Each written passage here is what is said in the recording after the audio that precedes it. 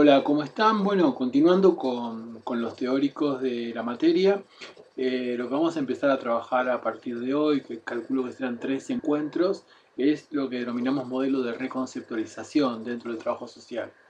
La reconceptualización es un movimiento, es una serie de corrientes de pensamientos que se vinculan intensamente con el trabajo social, pero también podemos encontrar formas de reconceptualización que no llevan ese nombre, pero sí de revisión de las prácticas en otros campos como la medicina, la pedagogía, la psicología, etcétera.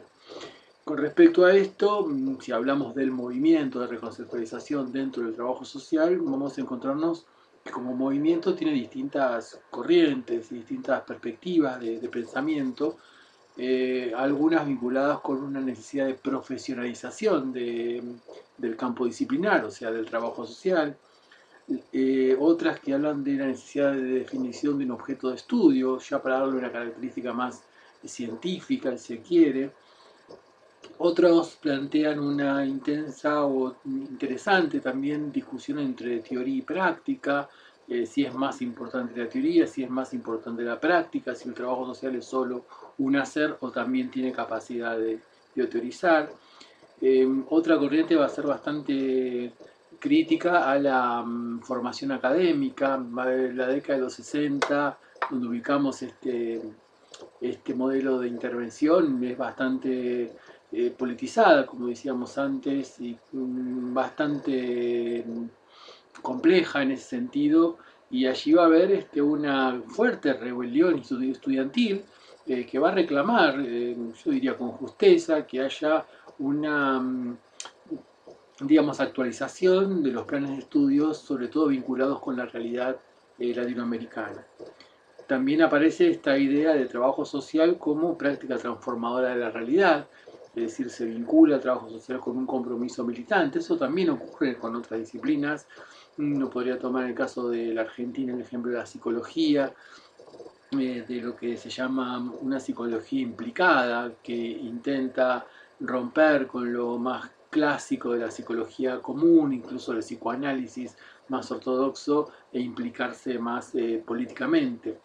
Y por otro lado también va a crecer, digamos, el debate público y político dentro del trabajo social, y otra corriente va a hablar de una necesidad de definición del trabajo social. Todo esto implica la complejidad que trae sobre sí misma la corriente de reconceptualización, decíamos, en función de esquema de pensamiento, esquema de modelo de intervención. Es decir, que en un modelo de intervención como este que empezamos a ver hoy, vamos a encontrar en diálogo todas estas corrientes que mencionábamos recién y otras perspectivas también, que incluso que aún perviven en la actualidad y que han enriquecido muchísimo digamos, el crecimiento del trabajo social desde la década de los 60 hasta el momento, digamos. Por otro lado, lo que vamos a ver en este primer video tiene que ver justamente con la idea de el sujeto de intervención, cómo se entiende ese otro en tanto sujeto de intervención desde el modelo de la reconceptualización.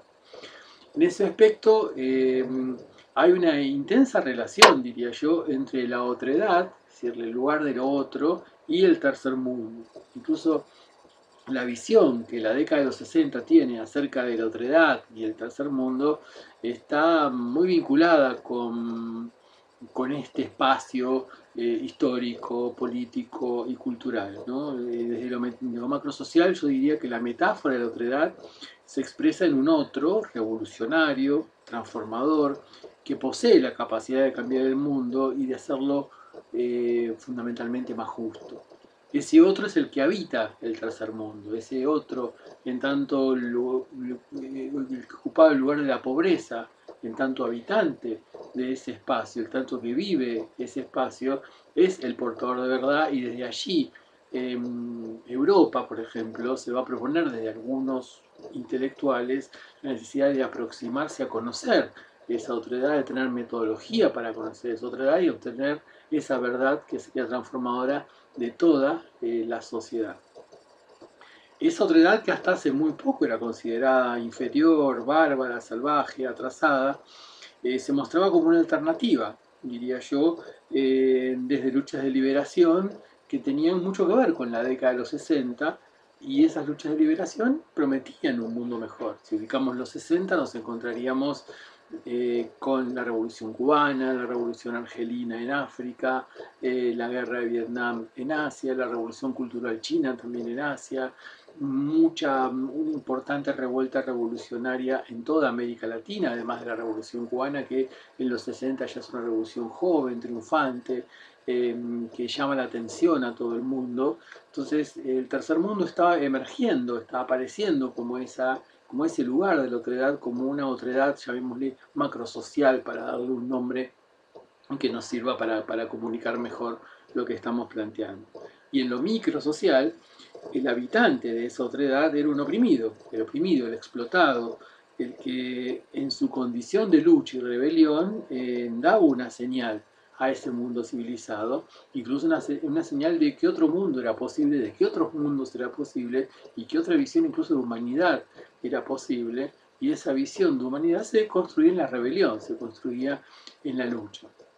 Entonces, este sujeto de intervención del movimiento de reconceptualización, del modelo de reconceptualización, está fuertemente atravesado por estos temas que estamos empezando a conversar. Esta idea de construcción de la otredad, no solamente en relación a lo individual, en la relación a un otro, en tanto sujeto, sino una otredad que es habitada, una otredad que es un continente, una otredad que es un mundo, que es el tercer mundo, que implica continentes, mejor dicho, y que donde antes, hasta hace poco, se consideraba que ahí estaba la barbarie, que ahí estaba el atraso, ahora ahí puede estar la redención, digamos, de la cultura occidental, o la salvación de la cultura occidental.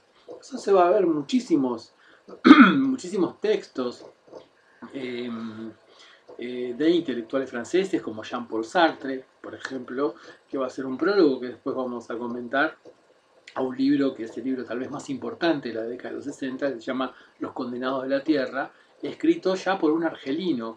En realidad es eh, una persona originaria de la Martinica que va a vivir a Argelia, eh, que es de origen africano, eh, que además es judío, que además es médico, y va a ser, digamos, como un gran ideólogo de los movimientos de liberación de todo el tercer mundo durante la década de los 60. Y el libro Los Condenados de la Tierra, junto con otros textos de Franfano, como Piel Blanca, Máscaras Negras, por ejemplo, van a ser como libros de cabecera, como para entender los procesos revolucionarios que acompañan a ese contexto, que vamos a estudiar con mucho más detalle en el próximo encuentro, seguramente. La idea que la otredad es el tercer mundo aparece también como lo novedoso, la novedad es el tercer mundo. Entonces de ahí aparece como una necesidad de conocer el arte del tercer mundo, la pintura del tercer mundo, los murales del tercer mundo, la literatura del tercer mundo. No olvidemos que la década de los 60 es la que se llama la década del boom literario, es decir, donde la literatura del tercer mundo es la literatura más leída, sobre todo en Europa, ¿no? Julio Cortázar, Jorge Luis Borges, Mario Benedetti, Onetti, Mario Vargas Llosa, Juan Rulfo, Pablo Neruda. Es decir, estamos hablando de una enorme cantidad de autores latinoamericanos que van a ser leídos masivamente en toda Europa y con mucha implicancia en los Estados Unidos. Incluso un poquito más adelante, el más conocido de todos va a ser García Márquez con su famosa obra Cien años de soledad.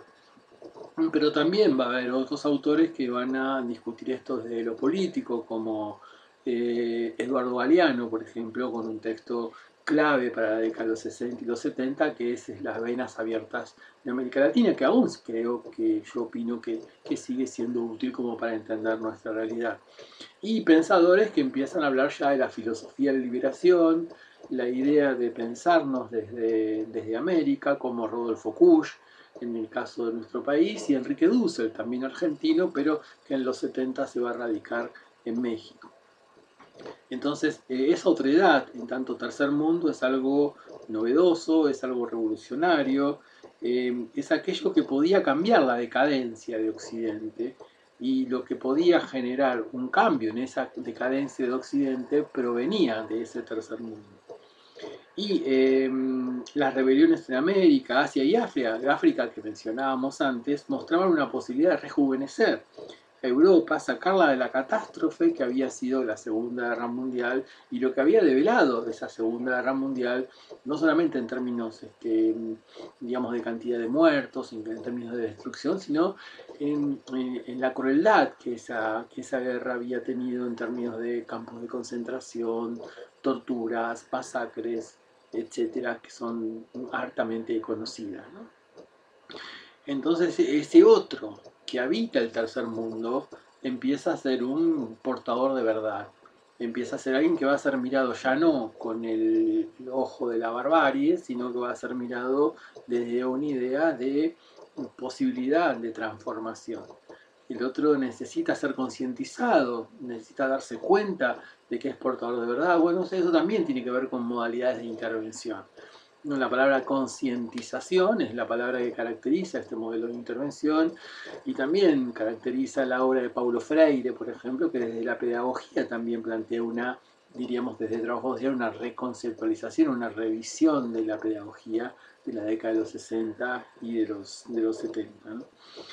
Incluso esta idea de que al reconocer la existencia de una otredad diferente, de una otredad potencialmente transformadora, también cambia mi identidad, también mejora mi identidad y puedo yo también transformarme en ese agente transformador, en ese agente de cambio. Fíjense cómo si vinculamos con el modelo tecnocrático normativo, que es el modelo anterior, el agente de cambio empieza a ser cambiado, valga la redundancia, por aquel que va a ser transformado, ¿no? Es decir, el otro termina cambiando a la gente que lo quiere transformar.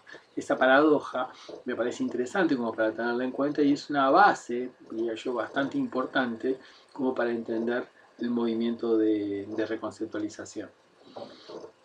Y por otro lado aparece otro concepto que lo vamos a mencionar nada más, que es bastante complejo, que es el concepto de nuevo hombre. Es decir, la nueva humanidad va a surgir del tercer mundo. Y eso lo va a plantear claramente Jean-Paul Sartre en el libro que mencionábamos antes, Los Condenados de la Tierra, en el prólogo a Los Condenados de la Tierra de Frantz Fanon, ¿no? Nosotros acompañamos esta presentación por video con una presentación en diapositiva. Ustedes van a tener una parte de ese prólogo a Los Condenados de la Tierra que hace este filósofo francés llamado Sartre. Muy crítico el prólogo a Europa y con mucha exaltación de este y de ese tercer mundo en este contexto. Entonces el sujeto de intervención del modelo de reconceptualización se vincula con el lugar de la otredad como lugar de verdad, el otro como el que sabe. En ese sentido, digamos, si podemos tomar un ejemplo, es sencillo pensar que en otros campos, también dentro del campo del trabajo social, si el otro es portador de verdad, y esto se ve mucho en el campo de lo que se llamó antipsiquiatría, es decir, la verdad ya no está en el psiquiatra, sino que la verdad está en el paciente. Entonces la verdad está en el loco, dirían los textos de la época. Entonces necesito tener una metodología de intervención que me sirva para entender la locura, no desde la perspectiva del saber europeo occidental, sino desde la perspectiva del saber de este producto de la opresión que es la locura, de esta persona que sufre, que padece el producto de la opresión en términos de locura. Entonces, ese otro, en tanto intervengo sobre él, me construye y lo construyo. O sea, me construye en tanto que me va liberando, en tanto que voy aprendiendo de él, en tanto que es lugar de verdad, como decíamos antes, entonces aprendemos de ese otro, la pobreza como lugar de verdad, aprendemos de ese otro, pero también la intervención implica que ese otro aprenda a ver, y eso es concientización, que aprenda a verse como un sujeto transformador, que empieza a verse en términos de capacidad. que piensa verse en términos de su potencialidad política, de su potencialidad transformadora, de su potencialidad incluso de rebelión, de transformación y de cambio.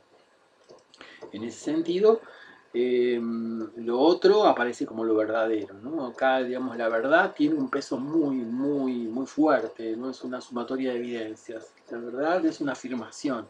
La verdad es una afirmación que se corrobora a partir de la explicación de formas de dominación. Es decir, ¿dónde está la verdad? En el dominado. ¿Qué implica la intervención? Cortar con esa dominación, y que esa dominación no solamente se corte, sino que sea una forma de aprendizaje para mejorar la condición de vida de esa persona, mejorar la condición de vida incluso de uno mismo y mejorar la condición de vida de toda la sociedad. Y por supuesto que esto se da a pensar como que el dominado, ese otro, tanto dominado, sometido, es sometido, dominado por un sistema social injusto que le impidió ver. Y eso uno podría evocar conceptos que hemos trabajado, como el concepto de colonización pedagógica. La colonización pedagógica, que me dijo que soy inferior, me impidió ver mi potencialidad creativa, por ejemplo.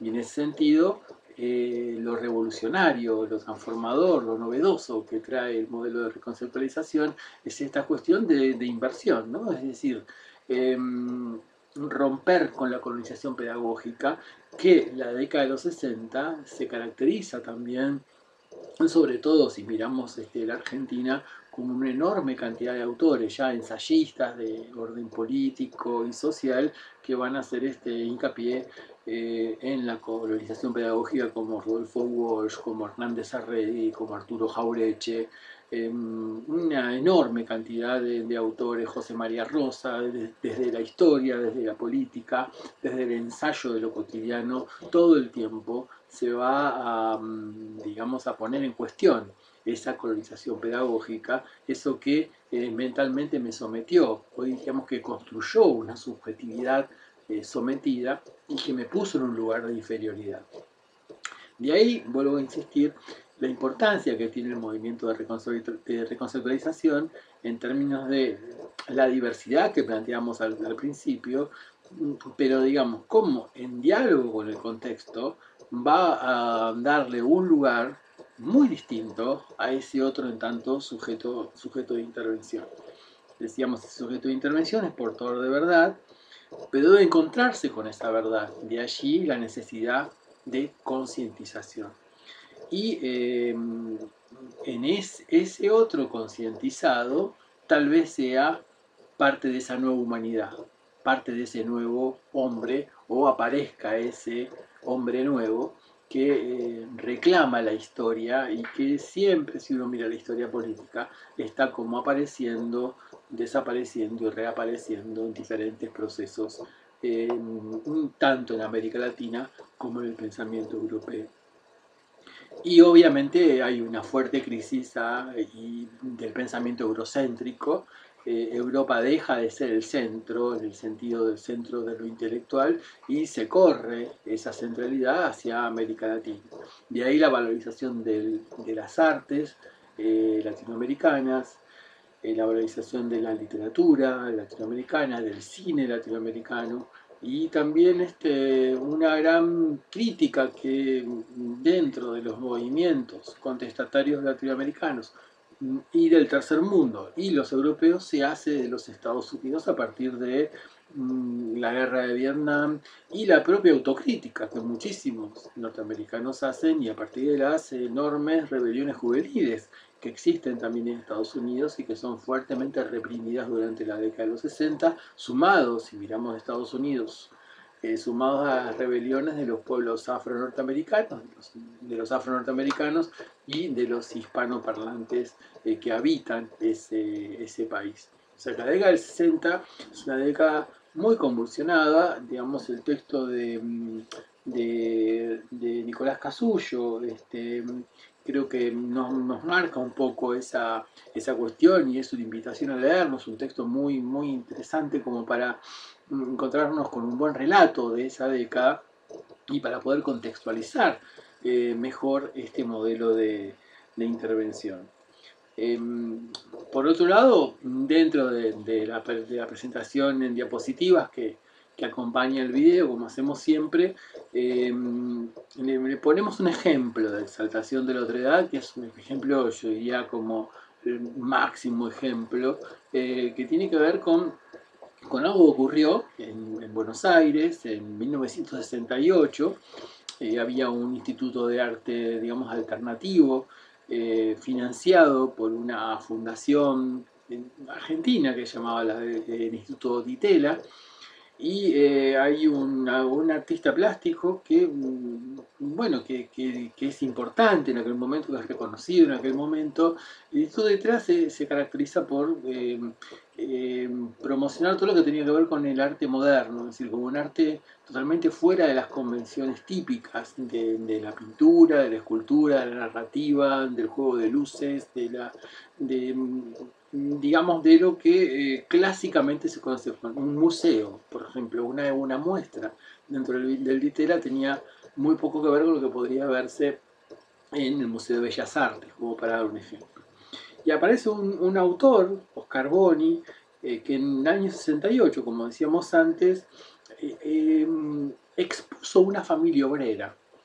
Es decir, lo que hizo fue, le pagó a una familia, que ustedes van a ver la fotografía cuando vean la presentación de diapositivas, donde hay una mujer, un niño, un hombre, los tres sentados. El hombre es obrero, la mujer es la compañera de ese obrero y el niño es el hijo de ese obrero, y son expuestos como para que se visibilice que es un obrero, o sea, como para que la sociedad vea que es un obrero. Eso fue tremendamente criticado.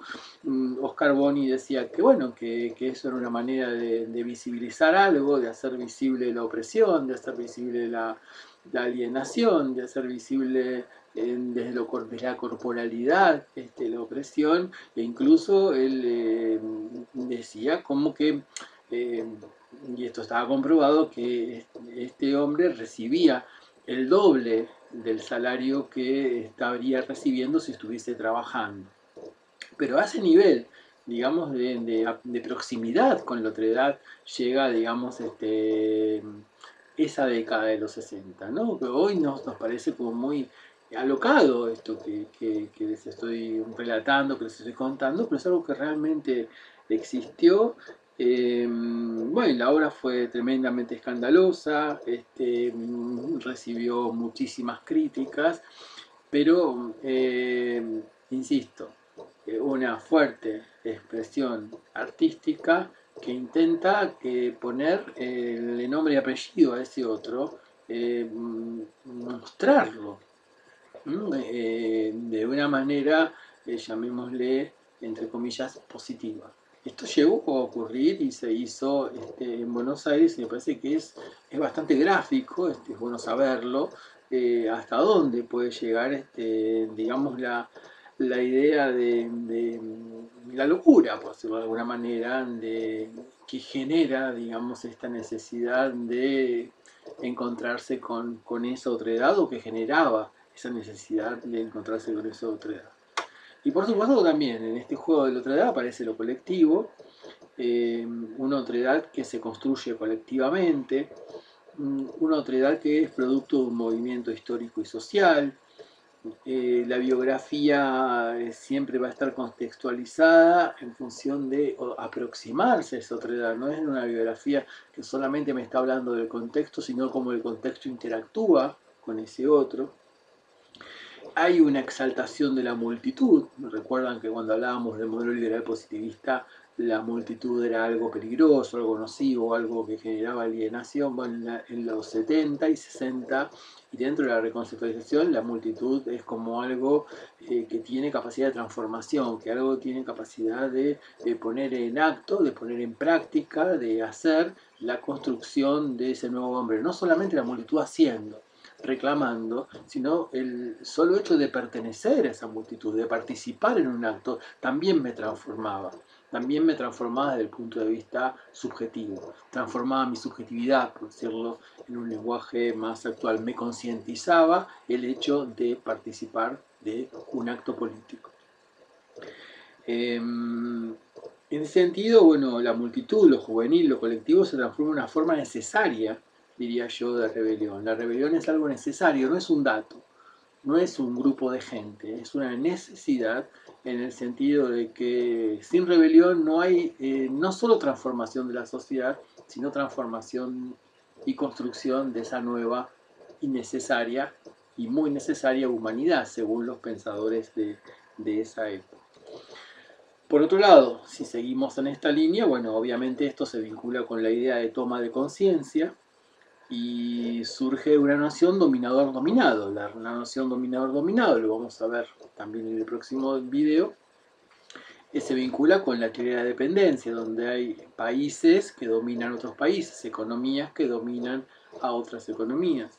Pero si esto ocurre entre países, también ocurre entre grupos sociales. Si esto ocurre entre grupos sociales, también ocurre entre personas. Y si ocurre entre personas, también ocurre entre prácticas. Entonces se va a poner en cuestión, desde la pedagogía hasta la psiquiatría, pasando por el trabajo social, hasta dónde el ejercicio del poder, que una práctica pone en juego cuando actúa, no es un juego de dominación.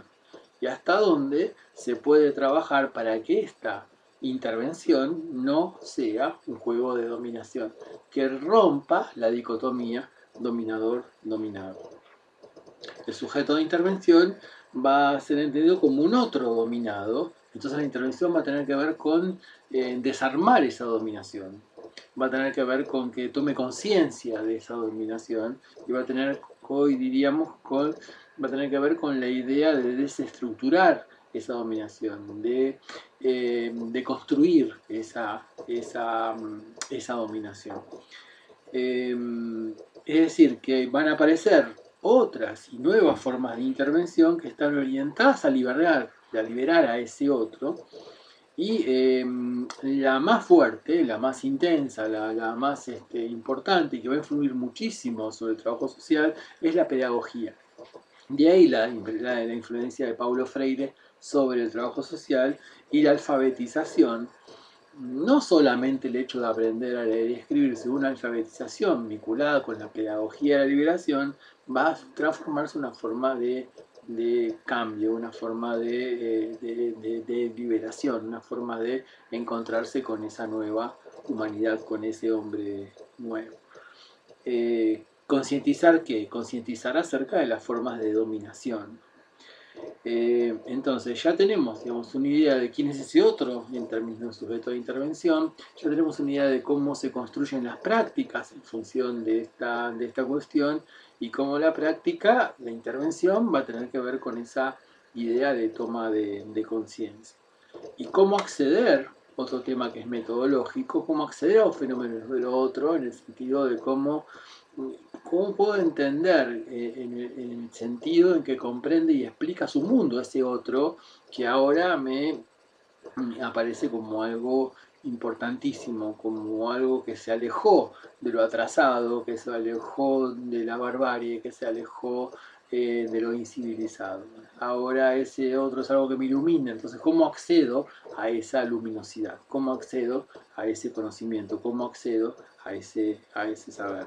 Esto también va a, digamos, a generar una serie de cambios en metodologías de investigación.